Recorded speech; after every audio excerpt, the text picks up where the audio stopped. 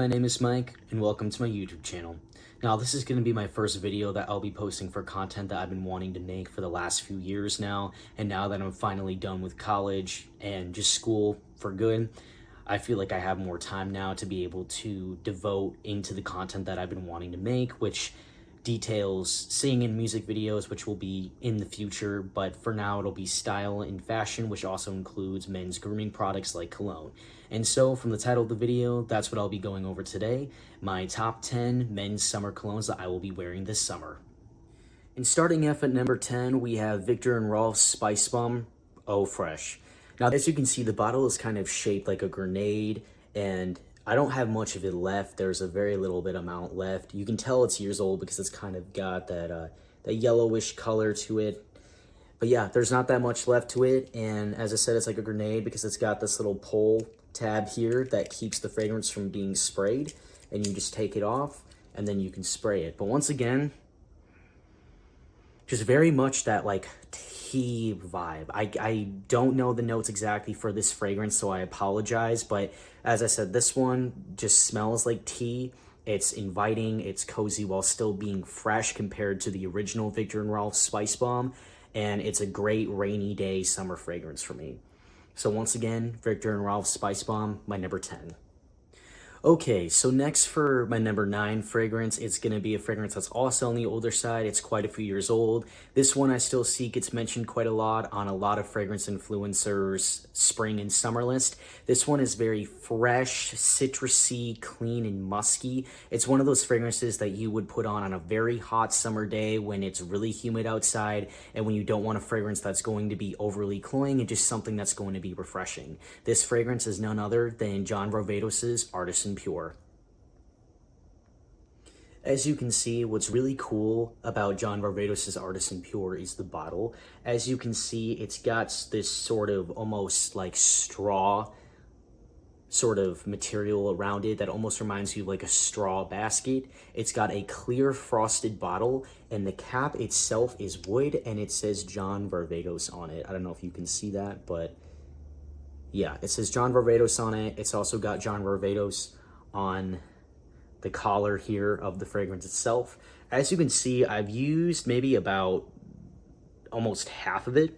But once again, this fragrance is really great on a really hot summer day. Let's say it's like 90 plus degrees, humidity, you're sweating, and everything's just sticking to you. You're not gonna want a fragrance that's gonna be too heavy, like almost like think of Dior Sauvage EDT with how metallic and sharp it can be. You put that on a humid day, it's going to choke people out. So when it's a really hot and humid day, you just kind of want something that's refreshing, that's just going to be light and airy, and that's what this fragrance gives. Once again, beautiful, clean citruses, some light white florals, and some musk that really makes it just, as I said, a very clean, simple, hot summer day fragrance. So once again, my number 9 spot is John Varvatos' Artisan Pure. Now, this next fragrance that takes my number 8 spot is a flanker based off of a legend in the community that has been around for over 20 years and is one of the best men's selling fragrances even today.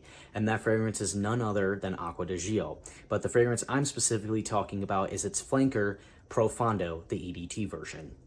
You can say I have the bottle here for the Acqua di Gio flanker Profondo, the EDT version, the one that came out in, as I said, either 2021 or 2022. And throughout this video, as I said, I don't know the top notes or the middle or the base notes off the top of my head for these fragrances. I just can give you kind of a picturesque details about what the fragrance smells like and how I would wear it or when I would wear it.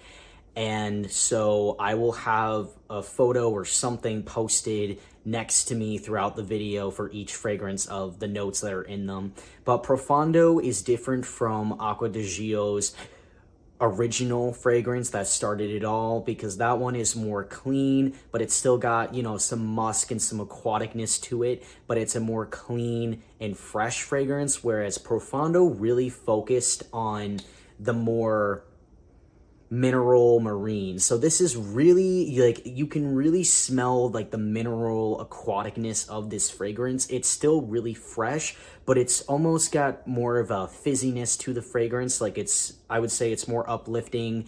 It's even fresher than the original because of those mineral notes that they put in there. And the more C accords and that marine notes that they put in there are really extended upon in this fragrance. Like, you really smell it. So this one is definitely described in the fragrance community as more of a youthful fragrance compared to the original, and it's just a great fragrance to throw on whenever. This is a really good summer fragrance that's your go-to, that's going to get you compliments, that is going to get the job done, and is still going to smell great. So this one you really can't go wrong with. And as you can see, it's kind of got a frosted blue bottle. You can see the liquid in there. I haven't even used half of it, but this fragrance I've had for the last few years, and it has never let me down for wearing it for whenever. Rather it's going to the beach or just hanging out, it never fails to get the job done. So once again, my number 8 spot, Acqua di Gio Profondo. Now, the next fragrance in this list at my number 7 spot is going to be a fragrance that's been regarded as one of the best men's selling date night fragrances. And although some people could argue that this fragrance is great for the fall and winter months only, I like to wear it year round, and this fragrance is none other than Dolce & Gabbana, the EDP version from The One. Now, once again, my number 7 is going to be Dolce & Gabbana The One, the EDP version, just because the EDP version does perform better on me than the EDT. Both of them, there's not too much of a difference between them, but I just preferred the more sensual, deeper, richer notes that the EDP had compared to the EDT. But I know that this fragrance has grapefruit in it, as well as some other notes that make it really rich and sensual and intimate. My girlfriend loves this one on me, which is why I use it as a date night fragrance. But if you haven't considered using sweeter fragrances in the nighttime in summer, I highly recommend it. People like to use Jazz Club Replica and Maison Margiela's By the Fireplace, which are also really sweet fragrances that a lot of people wear in the fall and winter, but they work great during date nights in the summer as well, just like this one does. Now, this one is in the same vein as Jazz Club Replica. They do smell pretty similar, but Jazz Club Replica is more of a boozy, sort of almost more fruity and bright, attention-grabbing version compared to this, which is more subdued, more classy, more gentlemanlike. But once again, this fragrance just has a beautiful sweet grapefruit and, you know, other notes in it that make it super rich and sensual. And I know I keep saying that, but that's the best way I can describe it. And to me, I get a little bit of a tobacco note in there, especially in the dry down. But overall, once again, this fragrance is really great for a date night. So if you're looking for a really great date night fragrance to wear in the summer, I would highly recommend this one. So once again, Dolce & Gabbana The One at my number 7 spot. Now, next on this list at my number 6 spot is a fragrance that's from Tom Ford's Private Blend line. Now, this specific edition of this fragrance is discontinued, but Tom Ford recently brought it back out in a green bottle, whereas it used to be in a brown one. Now, this fragrance is none other than Tom Ford's Azure Lime. Now, as you guessed it from the name of this fragrance, Tom Ford's Azure Lime, lime is the key star note that is in this fragrance. Now, the lime isn't bitter like you would expect when you think of the smell of a lime. It's more sweet, but not sweet in a bubblegum way. It still has that sort of energizing, sparkling lime smell to it, but it has a semi-sweetness to it. And I think that's brought in because of the light florals that are in this fragrance that at least I get from it, even though it's not necessarily listed as part of the fragrance's notes. But there also is an undertone of musk and some light woods in there that just make it a really beautiful scent. Once again, just a very sparkling, invigorating, energetic fragrance. But it's not the greatest performer, which is why I wear this fragrance in the summer months when I want to have a fragrance that's very light on me. It's not in my face. I'll get whiffs of it here and there, which remind me that it's there, but it's not going to be something that I'm wearing to please other people. It's going to be something that I wear for myself. But this fragrance, because of how clean and citrusy it smells and classy, because it is a Tom Ford fragrance, I wear this one selectively, not just because of the performance and because of the way it smells, but because this fragrance being discontinued, it is really expensive to get a bigger bottle and just to find this one in general without it being, gouged with prices. As you can see, I've used maybe about, I don't know if you can tell, but a little more than half of the fragrance, which is why I use it selectively. But I use this one specifically for when I'm dressing up. Like if I'm going out on a nice dinner during the evening wearing a crisp white linen button-down shirt, or during the day when I'm just out and about dressed nicely, going to lunch, or once again, just any sort of occasion where I feel like I'm dressing up for it. I want to put on something special, and this is what I'll put on. So once again, at my number 6 spot is Tom Ford's Azure Lime. Now, the fragrance that is at my number 5 in my top 10 summer men's fragrances that I will be wearing this summer is a fragrance that not a lot of people talk about. I've seen some fragrance reviewers talk about it, and it's a brand as well that I don't think is appreciated enough, and that is none other than Acqua di Parma's Figo di Amalfi.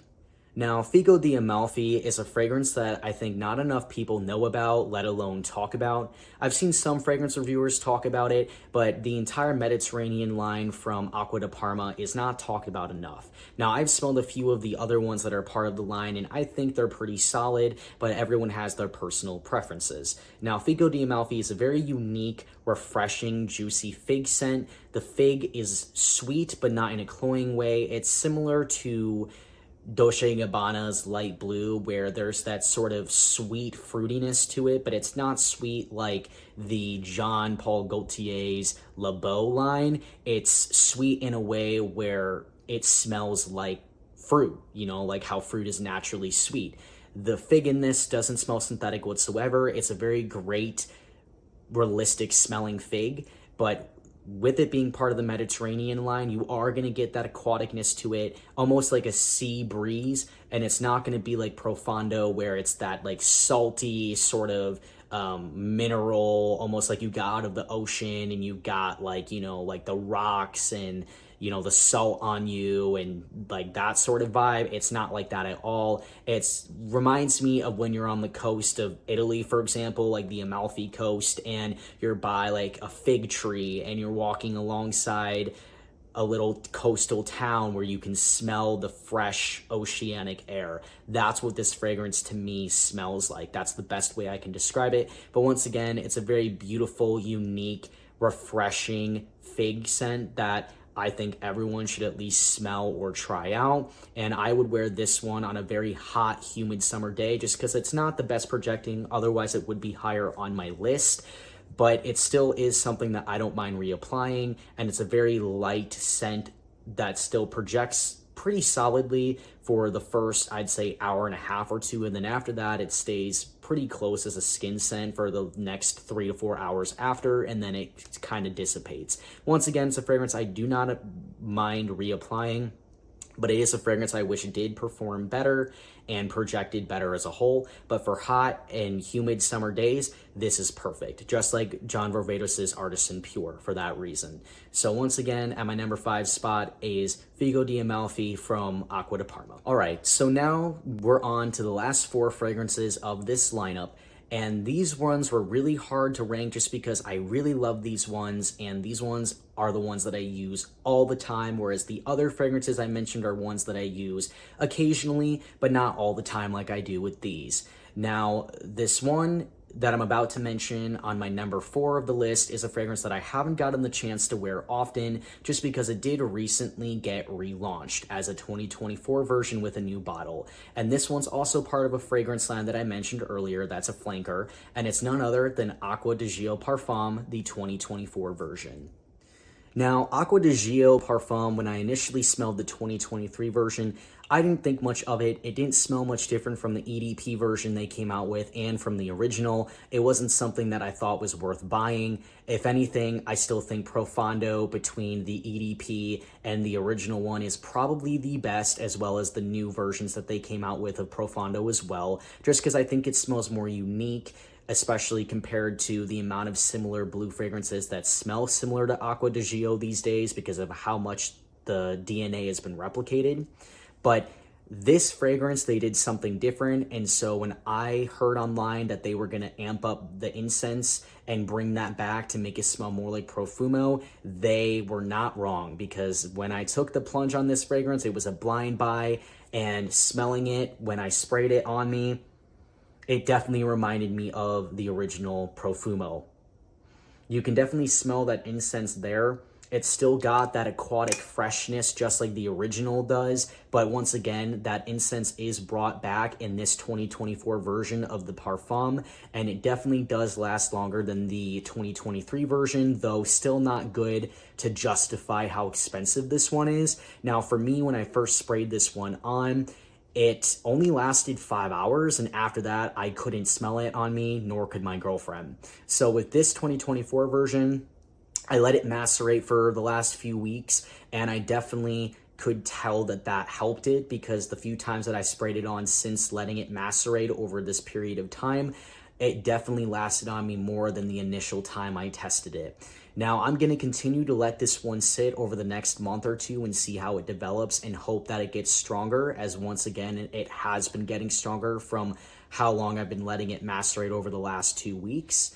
But this fragrance, once again, I would definitely buy it. It's a great fragrance, but I would wait for it to hit discounters, just because the current price of it is not justifiable, and you're gonna have to let it macerate for a period of time for the performance to be stronger, at least for me, because it wasn't good on my skin at first. Now, this fragrance, I would wear it just like with Profondo. I would wear it for anything. I would wear this one for going to the beach, the pool, just going out, casually hanging out with friends. I would wear this for anything. This, I think, is even more of a mass pleaser and compliment getter than Profondo. And in addition, this one I feel like is better to wear for more intimate settings, like a date night, like I would with my girlfriend, because of that incense. She personally loves this one more than Profondo as well, and I have had her smell both. If you would want me to do a comparison video between Profondo and this new 2024 Parfum version, just to see which one you should get if you want to have a one Acqua di Gio fragrance, let me know in the comments down below, and I gladly will. Once again, this one is my number 4, Acqua di Gio Parfum, the 2024 version. All right, so now we're down to the final 3 on this list. And now, as I mentioned with Acqua di Gio Parfum, the 2024 version, there are a lot of fragrances that are based around the original Acqua di Gio, that a lot of fragrance houses took that similar DNA and made their own additions. Now, this next one on the list, I'm not saying smells exactly like the original Acqua di Gio. It doesn't smell anything like it, but there is that similarities where you can tell that that fragrance inspired this fragrance that this house of Dolce & Gabbana made. And this one is none other than Dolce & Gabbana Light Blue, but the EDT version, not the Eau Intense. Now, Dolce & Gabbana Light Blue EDT and not the Eau Intense version might come as a surprise for a lot of people, since I know a lot of people prefer the Eau Intense. But when I first was smelling between this one and the Eau Intense version, there was just something about it that I didn't quite like compared to the EDT.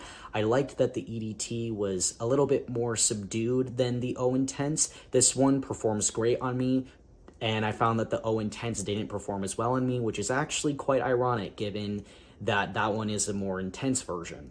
This one had more of a musky, very fruity, and slight aquatic vibe to it, and it wasn't too in your face with the aquatic notes. So once again, the Eau Intense, it's gonna smell more aquatic and more marine-like, whereas this one, there still is gonna be that aquaticness there to it, but it's more fruity, it's more citrusy, and I just really enjoyed it more than the Eau Intense. Now, this one, similar to Acqua di Gio Parfum and Acqua di Gio Profondo, this one I would wear for anything. I would wear it going out, I would wear it hanging out with friends, to the beach, to the pool, etc. I find that this one is actually better to wear during those more humid, high heat days, just because it's very light on my skin, and because of the more fruity freshness of the fragrance, to me, it's just a lot better to wear, and it's not as cloying during those high heat days, whereas the Parfum with the incense, it could be a little bit too much sometimes, and with Profondo, with that super sort of mineral-esque smell, some people could be really turned off by it. So that's why this one's at my number 3, just because it's better in the high heat for me. So once again, Dolce & Gabbana Light Blue, the EDT version, at my number 3. All right, so now getting down to my last 2 fragrances on this list. Number 2 is a fragrance that instantly, when you hear it, some people might groan and be like, really, this fragrance? Because of how many times it's been mentioned throughout the fragrance community and is still talked about today. Now, when this fragrance first came out, everyone loved it. It was very unique and ahead of its time for blue fragrances. And since then, because of how many people have worn it, a lot of people don't like to associate with it anymore, because these days I do agree that there are better blue fragrances. Though for me, this blue fragrance is always going to be the one that I choose over the others, even if there is better ones on the market. And this one is associated with Johnny Depp, and it's none other than Dior Sauvage, but the EDT version. So with this Dior Sauvage bottle, I've got about 30% left of it, but the reason why this one is so great for me, not just because of the hype that it had when it first came out, but because at the time I was just getting into fragrances, and this is a vintage bottle from, I believe, either the beginning of 2017 or the end of 2017, because I got it around Christmas time. Now, when I first smelled this, it was a love at first sniff, and because I'm a big Pirates of the Caribbean fan, I just knew I had to have it because of loving Johnny Depp, and him being the face of this fragrance, I knew it was perfect for me. This fragrance, when I first wore it, and at the time I was around 15, 16, people loved it on me. I got nonstop compliments. People could smell me from around the corner. People always took note of it whenever I put it on. It was really great. And now, because of how old the juice is, it doesn't perform the same as it once did. It still is strong, but it's not as strong as it once was. But this fragrance has never failed me. I wear it for anything. Well, I shouldn't say anything, because the reason a lot of people don't like the EDT much anymore compared to the other flankers that came out for it, like the EDP and the Parfum, is because of that really sharp, metallic freshness that comes from it. And it doesn't smell like metal or anything at all, but that's the best way that people describe it, is because of the citrus, that like bergamot and the ambroxan, the ambergris, and the pepperiness that's in this fragrance, because there's quite a few different types of pepper notes that are listed in this fragrance.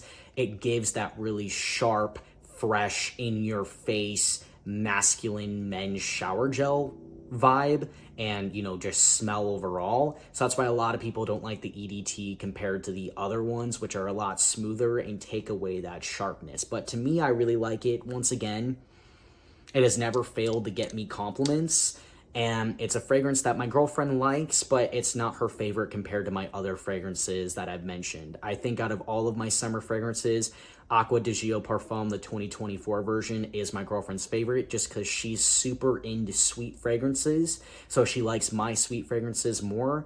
But that Parfum 2024 version by Acqua di Gio is one of her favorites now, when she doesn't typically like fresh scents. So that one is my girlfriend's top one. But once again, this one, Dior Sauvage EDT, is at my number 2, and I would wear it for anything and everything except for high heat, because of the sharp, metallic, in-your-face freshness that it has. All right, and now we're at my number 1 fragrance on this list for the men's summer colognes that I will be wearing this summer. This one is part of a Parisian perfumery house that takes a lot of inspiration off of 1700 and 1800 French royalty. Now, this fragrance is none other than Parfums de Marly's Percival. All right, so Parfums de Marly's Percival is my number 1, and there's a reason for that. Now, that is because this one is an absolute beast mode performer on me. This one has easily lasted on my skin for more than 12 hours. I've had times where I've gone nose blind to it and I'm not even sure it's there after the 12 to 14 hour mark, but I've had people still tell me from an arm's distance that they can still smell me and that I smell great. This one has never failed me in getting compliments. It's unique in my opinion, even though a lot of people say it smells like Mont Blanc's Legend as well as Abercrombie's Fierce. I believe that this one is unique to warrant the purchase, as well as just smells better quality compared to those 2 other fragrances, but also with it being a niche house, it makes sense. Now, I got this off of Parfums de Marly's website directly, but you can also find it easily on so many discounter websites for so much cheaper, so I highly recommend doing that. I just was worried about getting a fake. Now, other than its performance on me, this fragrance once again gets me so many compliments because of how unique it is compared to the general designer fragrances on the market that a lot of people smell men wearing, like Bleu de Chanel, Dior Sauvage, YSL's Y, etc., etc. This fragrance is a really good mix between a blue fragrance and a barbershop fragrance.